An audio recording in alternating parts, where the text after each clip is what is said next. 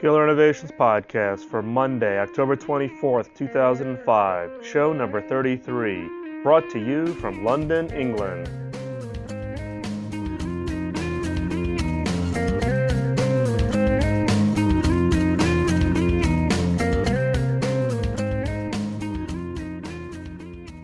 Hello, and welcome to the Killer Innovations Podcast. I'm your host, Bill McKinney. Before we get started, please keep in mind that the information and opinions expressed in this podcast are mine and mine alone, and do not necessarily reflect those of my past, current, or future employers. While I'm in London, I get to fly to Amsterdam today and then back to the U.S. Later this week with a quick stop in Bonn, Germany. Saturday, I had an opportunity to meet with Darren and Christopher, two listeners of the podcast living here in the UK. We got started a little bit after 1 o'clock, and then walked down the street to grab lunch, and before you knew it, we'd been talking for more than 4 hours. It's a great opportunity for me to meet with some of the listeners and also like-minded people around creativity and innovation, so really appreciate that opportunity. Today, went out to the London Design Museum. Great museum if you get a chance. And for those of you who are longtime listeners know that I'm a big fan of the London Design Museum, just as a way to kind of see what's going on in other parts of the world. Thanks for the email and voicemail feedback. I have one voicemail comment this week from South Africa. This feedback points out the weak signals and innovations coming out of the region. I'll play it at the end, so stay through to the end and get a regional update of South Africa. And that brings to mind here, I'm going to put out another homework assignment.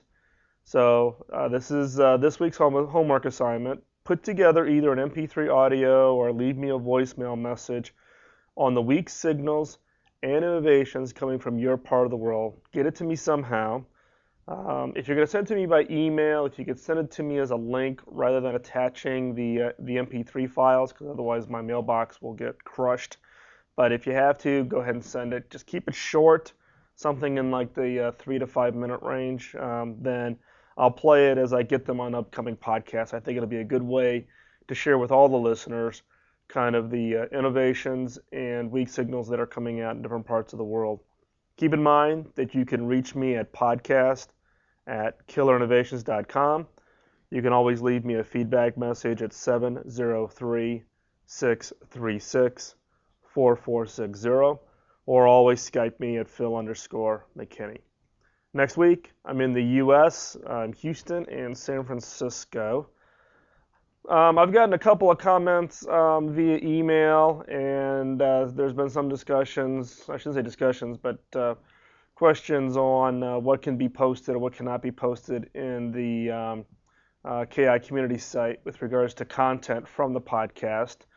And I just want to clarify that all of the content in the podcast is licensed under a Creative Commons license requiring attribution, non-commercial use. So you can publish it, share it, as long as you note that it is licensed as a attribution, meaning to give credit back to the original creator of that content, in this case of the podcast, myself, and non-commercial, meaning you can't use it to generate income for yourselves. If you would like to use the material in other ways, just drop me an email. We can chat about it, and we'll work something out. But I just find that using the Creative Commons license is the best way to make the information as freely available as possible while not getting myself into any hot water with my current employer on commercial income from the content. So, also, a number of listeners have requested or suggested that I time code the podcast so that way people will know how to jump right to segment 2 or segment 3, the killer question in each of the podcasts. And it just was pretty onerous for me to sit down and try to do the time coding after I've put in 2 or 3 hours in production and engineering of each podcast show. So I've been unable to get back to getting that done. Well, it looks like Daryl, one of the listeners, has gone ahead and done that. So if you are looking for the time codes for previous shows so that you know where to jump to re-listen to the killer question, go out to the KI community site. If you don't know how to get there, go to killerinnovations.com and click on the KI community button in the upper right hand corner. And that way then you'll be able to see the list. Now Daryl hasn't done them all. I think he started May, June, July, something in that kind of time frame. So for those of you who may have done it yourselves in earlier podcasts, go ahead and update that list and see if we can't generate an entire list of all the shows and the appropriate time codes. Moving on to segment 1, innovation timing. As the old axiom goes, timing is everything. Those of us in the field of designing and producing new concepts and new products always have two fears. One is moving too early, meaning you pave the way for your competitors, meaning you go in and launch a new product or launch a new capability, and all of a sudden, you've done all the education of the marketplace, and the number 2 and number 3 are able to leverage that to their advantage. At the same time, you move too late, and the market is already flooded with providers, and therefore you're one of many, and in that case, you actually feed into the commoditization, because the only thing you can compete on is price when you are a late entrant into the offering. So the objective here really is to move at just the right timing. And when you're commercializing or getting ready to launch a killer innovation, the objective here is to catch the wave, a wave of enthusiasm, of excitement, of recognition of the uniqueness of what you've built, and therefore then have that wave carry you beyond anything you could have even imagined or even done yourself. Good examples would be Google. I mean, if you saw last week, Google's total market cap actually exceeded $100 billion there for a brief moment in time during stock trading. eBay, even Microsoft. If you think about the early days of Microsoft and where it is today, it would have been harder to predict. But again, timing worked out where the market enthusiasm, providing something that was uniquely needed, and the availability of all the other component pieces coming together. So, what are different ways that you can measure timing?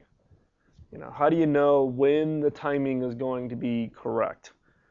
Well, there are 4 that I use when I'm looking at when to release products or technologies to the market. One is what I call critical price. And critical price is that there's a certain cost in order to manufacture the item, and then there's a critical price at which adoption and acceptance will take off. One that is commonly referenced in a lot of MBA courses is the whole issue around fax machines. For many, many years, fax machines were incredibly expensive. Back in the 70s and 80s, early 80s, fax machines would cost literally $2,000, $3,000, and therefore was limited to a very small set of businesses. However, once there was enough chief components and that a fax machine could be produced and sold that was less than $400 or $500, the market for fax machines literally exploded overnight and then enjoyed a wide market adoption through the later part of the 80s going into the early 90s. A second example for critical price is the age drugs. The age drugs now are coming down in price and making those available to the emerging markets such as Africa to a level that would never have been able to obtain until that price point got met. The second critical timing is critical mass. Now this one is somewhat tied to price, meaning that if I can hit a price point and drive acceptance, once I hit that price point, then the takeoff for that and therefore the critical mass. Now each technology or each product or service has what's called a critical mass, a certain percentage of market adoption where the success will then naturally feed on itself. One example is the hybrid cars. The objective for the hybrid cars is to grab 2% of total automobile purchases, because it's felt in the automotive industry that at 2%, word of mouth marketing will take over for unique advantages that any given product or car will have. And so the objective for the hybrid cars is to get above 2% market adoption. Now, in some cases, that critical mass may be 10% of the market. It may be 30% of the market for certain products or services. Whatever that critical mass is, tracking competitors or tracking your own products up to that crossover line and critical mass then becomes important. And also, you need to recognize that critical price has the ability to influence critical mass for the takeoff of a new idea. Third is displacement. And displacement means is that you've introduced a killer innovation that is going to replace some older technology or some older approach. So in this case, measuring the uptake of the new idea and measure the decline in the old approach or the old product. Basically, the idea behind displacement is you're measuring one that is going up and others that are coming down as far as market share. The one example would be the DVD VCR. So the DVD is taking off, the VCR is declining, and at some point you're going to see them cross over, and that becomes that displacement point. Your ability to predict when that displacement occurs and basically signaling broad market adoption for a given technology becomes critical on timing and also critical on what price points you need to hit, given that you're replacing a current item at a current price. Another example is the Microsoft browser. Now in that case, Microsoft basically went to a price of 0 and therefore was able to displace the Netscape browser during the browser wars. The fourth measuring of time is what I call zero pricing or zero component pricing. And let's face it, at some point everything becomes a commodity over time. Now the key here is looking at commodity pricing potentially for component parts that will allow you then to get to a critical price. So this is kind of looking up the supply chain and looking for those component pieces that could potentially go or that are leading towards a zero commodity price that you can then leverage. One would be storage. Now storage is not quite getting to 0, but it's getting pretty darn cheap. And that's what enabled Google to launch Gmail, where they could basically give away 1 gig free, and now they're giving up to 2 gig free to users. The other is Wi-Fi chipsets. The Wi-Fi chipsets now are becoming so inexpensive that Wi-Fi now is available literally in any computing platform that you can purchase. Third is international calls.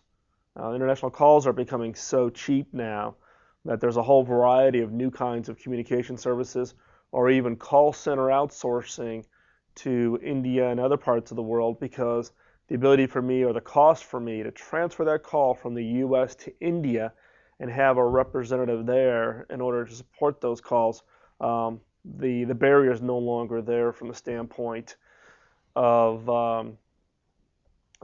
being an expense barrier such as international calling. Well, let's walk through a really quick case study.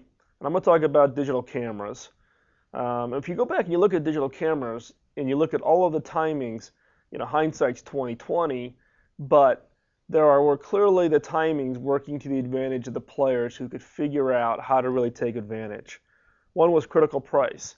And what you quickly figured out when you start looking at the trend lines is that the first cameras that were going to break under $400 were going to ignite really a broad purchase of items.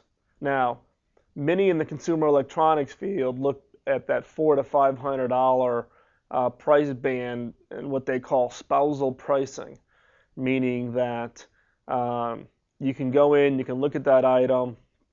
For most middle income or higher individuals, and look at an item, and if it falls between that $400 and $500 price point, then you can typically go ahead and purchase that. It's a single person purchase decision.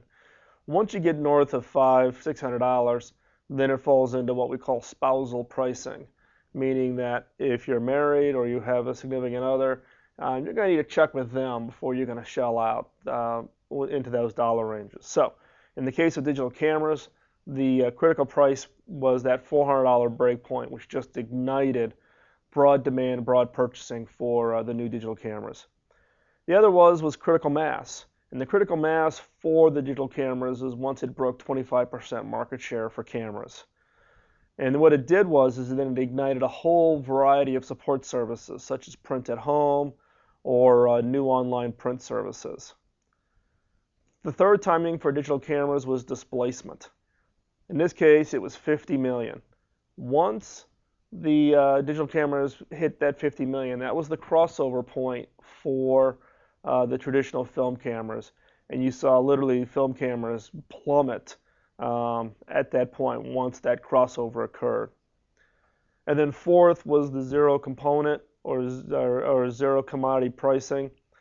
And what drove the digital cameras was really the pricing for what's called the CCD elements. It's the electronics that actually does the capturing of the image coming through the lens. And once that got less than $15, that became such a low commodity price that you literally saw CCD elements going into digital cameras and even to phones.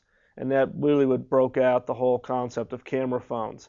And today, camera phones actually outsell digital cameras. Nokia is quite proud by the fact that they are the largest digital camera manufacturer in the world, and they're not in the camera business. So keep in mind that when you're looking to commercialize your idea or to look to exploit a timing opportunity, map out the critical pricing timing for your particular killer innovation, the critical mass.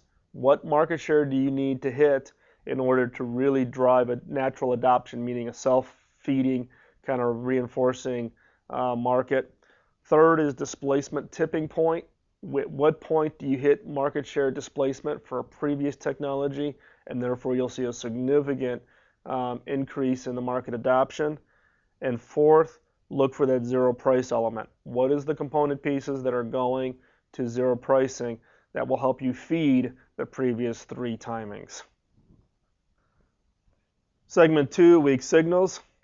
As longtime listeners know, my original major in college was architecture, so visual design has always been an important component. I carry sketchbooks with me and doodle, and actually had either the enjoyment or the absolute terror of having designed and built one of my houses. And not sure I want to go through that experience again. But I want to talk about in this week's Weak Signal about design. Design's not a new weak signal, but things like the iPod have reinforced the role of design in the success of a product or technology. Well, one area that I think is catching on, today I would still consider it somewhat of a weak signal, is what I would call the immersive experience as part of the brand. So this is the design of flagship stores. Recently, I was reading about the O2, which is a mobile operator headquartered in the UK, but with significant operations in Germany. And O2 opened up a new flagship store in Germany. Now, it was designed by Dan Perlman. Dan is fairly well known in the design circles. He's done work for BMW and others. Now, the key, or I should say the key, but one of the more interesting components of the O2 flagship store is a powerful media experience. The focal point is this, what I would call media band, which literally begins outside the store and travels across the ceiling and across the floor, going over the top of furniture until they meet at the back wall. Now, the content that gets displayed on these media bands, the floor and the ceiling, is based on the season. So in the winter, if you were to step on the band on the floor, you would see cracking and splinters appear on its surface of projected ice. So as if you were stepping on a lake frozen, and you would hear the sounds and you would see the cracking and slivers of ice breaking up underneath you. The band takes you to a table where it projects images and actually has the different mobile phone devices that O2 makes available. And if you reached down and you touched the product, then literally it projects the information about that device, its features, color options, price, service contracts, etc. And then out in front of the store, it displays literally the top 10 products that are scrolling by, and you can literally reach out as if you were touching it. It stops the literally scrolling of the top 10 products that O2 makes available and displays the information. A very interactive, very kind of an immersive shopping experience, given that you're going into O2 to buy technology, a very technology-rich kind of an experience. Back in the mid-90s, I was asked by some owners of significant shopping malls in the U.S. to take a look at a prototype store that they had built in Washington, D.C. It was actually in an old armory, and they literally had built a complete store in the middle of this absolutely humongous armory. And it had things like on the front window what we call pixelized glass. You may have seen this quite often, where they literally are projecting digital or moving images onto the back of glass. And it's a way to project an image through the back of clear glass and then have the front of the glass literally act as the screen. Rumor has it that technology was actually developed for Bill Gates to use in his home so that he could project images of artwork in his house. And supposedly you put a tag on when you get to Bill's house, and as you walk around, artwork that you like and music that you like literally follow you around the house. So in this case, this store in Washington, D.C. had pixelized glass. You had early tablets, computers that you would carry around, and as you got to display areas, as you were looking at the display, the information was literally downloaded onto this tablet so that you could change the color. So you saw the item on a rack or you saw the item on a mannequin, that information was displayed on the tablet, and you could literally click it and see what that would look like in different colors. Then you could literally check it off that you wanted to buy it, and you could walk around the store. If you were a new shopper, you would put in your information such as sizes, and it would track, for instance, the previous purchases, and it would tell you whether or not this new item would match. So if you bought this top, this scarf would or would not have a color match to the top that you bought, for instance, 3 months ago.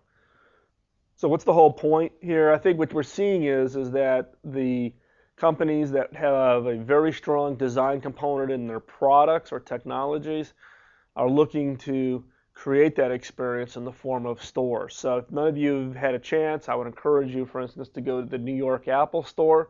You may have been in an Apple Store in other parts, but you need to go to the New York Apple Store to really get this experience from an Apple. Flagship stores for major designers are becoming more and more common.